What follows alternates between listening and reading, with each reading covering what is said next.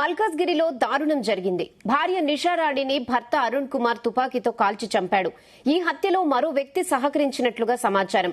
భార్యాభర్తల మధ్య కొంతకాలంగా గొడవలు జరుగుతున్నాయి.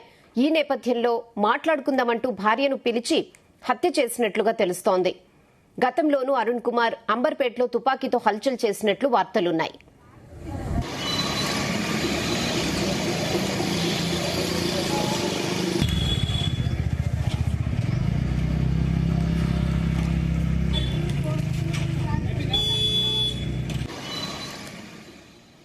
ఇదే విషయంపై మరిన్ని updates crime bureau chief Raviteja అందిస్తారు. రవితేజ,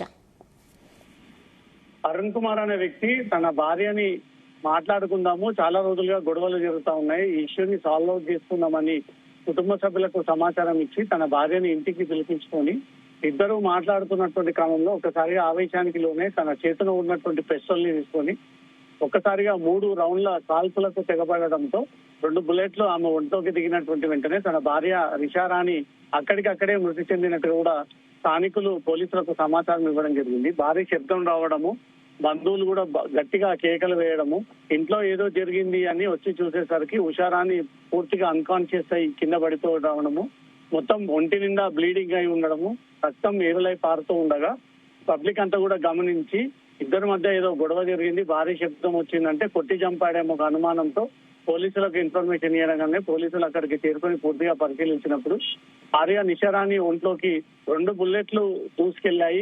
పాయింట్ బ్లాక్ నుంచి అత్యంత దగ్గరగా తన భర్త ఈ కాల్పులకు పాల్పడ్డాడు అంటూ ఒక నిర్ధారణకు వచ్చినటువంటి వెంటనే పోలీసులు తన భర్తని అదుపులోకి తీసుకొని అతన్ని మల్కాజ్గిరి పోలీస్ స్టేషన్ కి తరలించడం జరిగింది.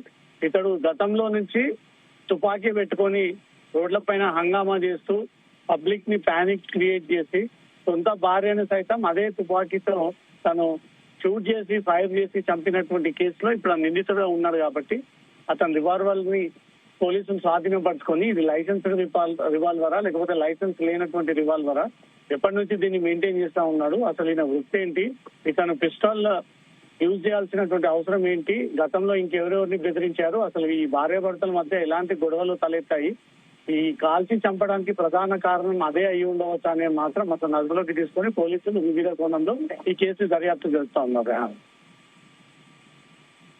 Thanks for the updates.